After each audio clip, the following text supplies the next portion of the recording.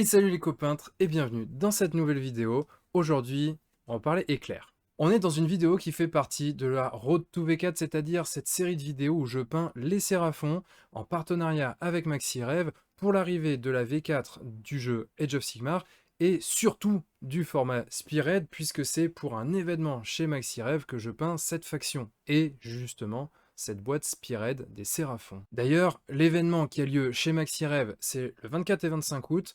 On va tous se réunir là-bas pour jouer sur du format Spearhead. Donc si ça t'intéresse, je te mets les informations dans la description. Et bien sûr, cet événement, il est fait avec Entrejeux Studio. D'ailleurs, l'événement lui-même s'appelle Bataille pour Entrejeux.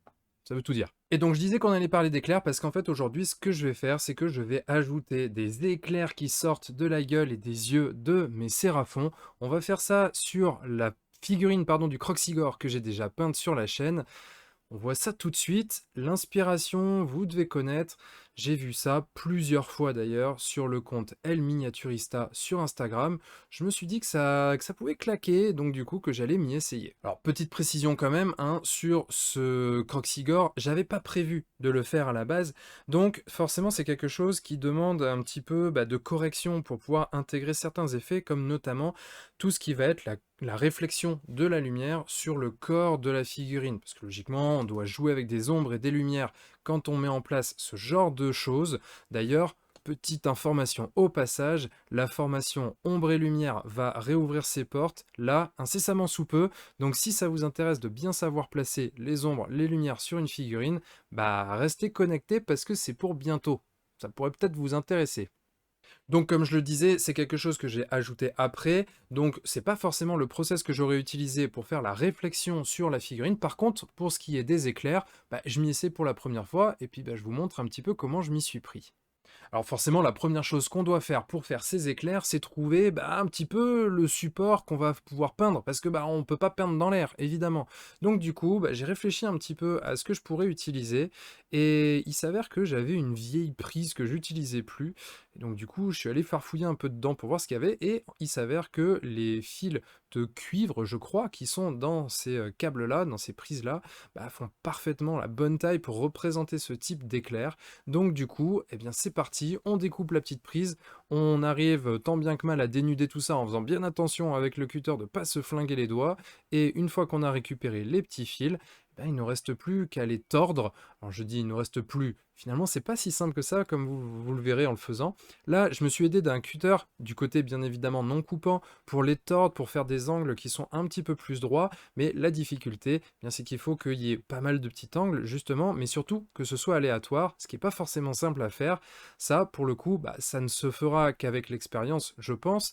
Moi ce que j'ai compris dès le début, c'est que il fallait pas que j'essaye d'être super régulier, d'être super précis. Parfois même j'arrivais à crocher un peu le fil de fer, enfin le fil de cuivre sur lui-même pour que ça crée des espèces de petits zigouigouis dans des sens et des directions et avec une alternance que j'avais pas prévue, justement pour augmenter un petit peu ce côté aléatoire. Je trouve que comme ça fonctionne pas mal. Alors une fois qu'on a entortillé, qu'on a un petit peu fait partir notre fil dans tous les sens, reste à savoir où on va le placer. Donc là l'idée en fait moi c'est que l'électricité, ou en tout cas ces éclairs vont sortir des yeux et de la gueule, ça c'est une certitude, et après pour ce qui est de là où ça va tomber, ça c'est un petit peu au jugé. Là en l'occurrence moi je voulais que ça fasse des arcs de cercle, notamment sur les pièces qui sont métalliques autour, donc sur par exemple le métal qui est sur l'arme, ou alors encore une fois le métal qui est de l'autre côté sur le bracelet. Il y en a un aussi que je fais sortir de la gueule qui n'a pour l'instant qui finit nulle part pour donner cette impression de mouvement. Ça vraiment encore une fois c'est au jugé en fonction de ce qu'on veut obtenir. Quoi qu'il en soit, pour réaliser ça, ce que je fais, c'est que je prends approximativement la longueur entre les deux pièces que je veux relier, et je prends un peu plus de cuivre, parce que justement, vu que ça va se tordre dans tous les sens, il faut quand même que j'ai une longueur suffisante pour arriver d'un bout à l'autre. Une fois que j'ai fait ça, je mets mon petit point de colle là où je suis sûr que je veux placer le truc, c'est-à-dire que là par exemple je veux vraiment que ça parte des yeux, donc je le place dans les yeux, ça c'est une certitude, et ensuite j'essaye de voir un petit peu comment esthétiquement ça me semble être le plus pertinent. Là en l'occurrence, voilà, c'est à la base de la masse, on va dire, en tout cas de la partie métallique de la masse, et donc du coup à ce moment-là je rajoute mon point de colle, comme ça du coup je le fixe plus ou moins une première fois. Ensuite, avec ma pince coupante, je viens raser, on va dire, je viens vraiment couper ras l'endroit où ça doit atterrir pour au final recoller dans le point de colle qui n'est pas encore sec. Et là, pour le coup, une fois que ce sera sec, ça tiendra plutôt pas mal. Alors bien sûr, ça reste fin, il faut faire attention, si on met un coup dedans, ça peut facilement s'arracher ou se casser. Ensuite, eh bien du coup, on passe à la peinture. La première étape, c'est de peindre tout ça en blanc. Alors vous pouvez le faire avec une sous-couche, moi là je le fais directement avec une peinture. Je pense pas que ça change grand-chose honnêtement, les parties elles sont tellement fines que si on met un coup suffisant pour enlever la peinture, bah, c'est qu'on met un coup suffisant pour casser le truc en fait. Donc je pense que ça ne sera pas un problème en soi.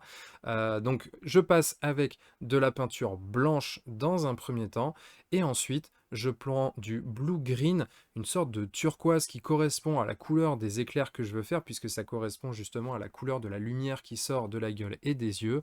Et là, je vais le diluer pour en faire une sorte de lavis, glacis, un petit peu plus épais, et je vais commencer à l'appliquer pour avoir des nuances assez fines de bleuté qui vont commencer à ressortir. Alors ici, je vais surtout m'attacher à le faire plutôt sur les parties droites, entre guillemets. Je vais éviter un peu plus les parties coudées, les espèces de cassures, tout simplement parce que c'est à cet endroit-là que je considère que ça doit être le plus lumineux. C'est là que je vais avoir le plus de blanc, et donc du coup, j'évite dès le début ces zones-là qui, de toute façon, vont être repassées en blanc par la suite. Dans un second temps, je me fais une petite couleur qui va faire l'intermédiaire entre mon espèce de blue-green, la bleu turquoise, et le blanc. Je veux pas que ça soit trop brutal, et surtout, je veux quand même qu'il y ait de la couleur. Donc, du coup, je vais prendre un pastel green. Pastel green, tu vas me dire, pour de la couleur, tu repasseras. Oui, mais la dernière fois que j'en ai parlé avec Girio, il m'a dit que lui, quand il faisait ce genre de choses, il aimait bien rajouter du jaune dedans. Et du jaune bien pétant, pour que justement ça donne cet effet bien saturé électrique. Donc ce que je fais, c'est que je rajoute du laser yellow dedans. Je fais un petit mélange approximativement moitié-moitié entre le pastel green et le laser yellow. Et je vais appliquer ça justement dans les transitions entre mon blanc et mon blue green.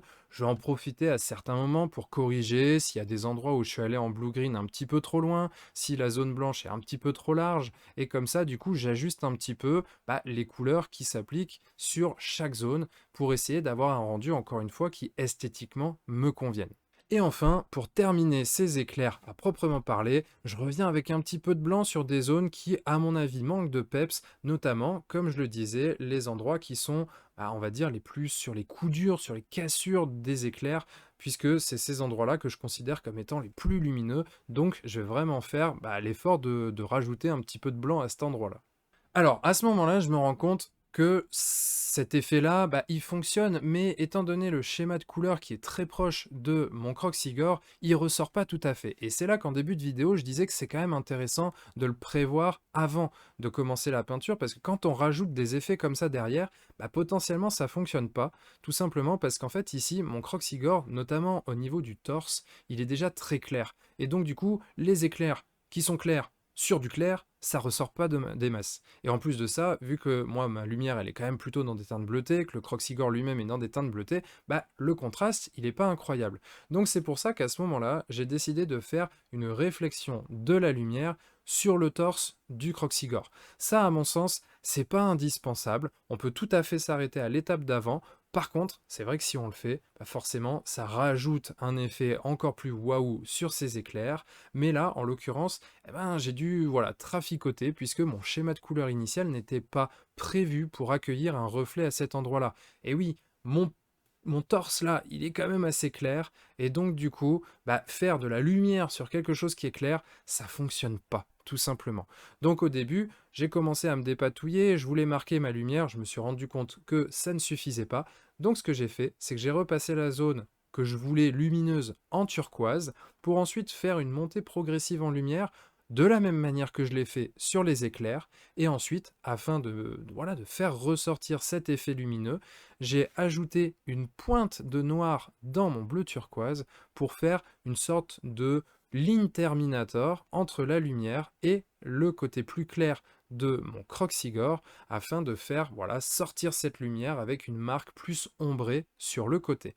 Et là, pour le coup, ça fonctionne mieux comme on peut le voir à l'image. Donc voilà pour cette vidéo les copains, moi je vous laisse sur la photo finish de ce fameux Croxigore. Là je l'ai pas fait en rotation tout simplement parce que l'effet il se voit que de devant, donc ça servait un petit peu à rien. Je préférais qu'on se concentre sur l'image fixe, certes, mais une image de haute qualité quand même pour pouvoir voir le travail effectué.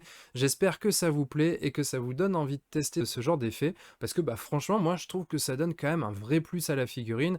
Ça coûte pas cher à faire, c'est quand même pas si long que ça, et ça demande pas une technique super compliquée. Là typiquement, volontairement, je l'ai fait sans aérographe. Si en plus on a un aérographe, on va pouvoir faire des effets de diffusion de la lumière qui seront encore plus faciles, encore plus rapides, et probablement encore plus convaincants. Donc bien sûr, c'est à tester. Je l'ai simplement fait sans aérographe pour permettre à ceux qui n'ont pas d'aérographe de pouvoir le faire parce qu'ils n'ont pas d'aérographe, quoi. Tu vois où je veux en venir. Donc voilà, moi je vais vous laisser là-dessus. Encore une fois, j'espère que la vidéo elle vous aura plu. J'espère que ce petit tips, ça vous donnera envie d'essayer tout simplement. Moi, il me reste plus qu'à vous souhaiter une très bonne soirée. Comme d'habitude, n'oubliez pas, pour aider la chaîne, si vous pouvez lâcher un petit like, si vous pouvez partager aussi la vidéo, ça c'est vraiment top. Vous abonner à la chaîne pour pas louper les prochaines vidéos. Et puis si vous en avez envie, je vous invite à vous rendre sur le blog Apprendre la peinture sur figurine.com où j'y ai toujours en téléchargement gratuit mon petit guide du débutant en peinture sur figurine. Et en plus, là, c'est vrai que ça vous inscrit à la newsletter qui va annoncer les prochaines inscriptions pour la formation Ombre et Lumière. Donc si ça vous intéresse, c'est par là que ça se passe. Moi, en tout cas, je vous souhaite une très bonne soirée, bonnes vacances, profitez bien du soleil pour ceux qui sont en vacances, bon courage pour ceux qui ne le sont plus ou qui ne le sont pas. Et puis, on se dit à très bientôt dans une prochaine vidéo. Ciao, ciao. Et n'oubliez pas de mettre des couleurs dans votre vie, bien sûr. Allez, ciao.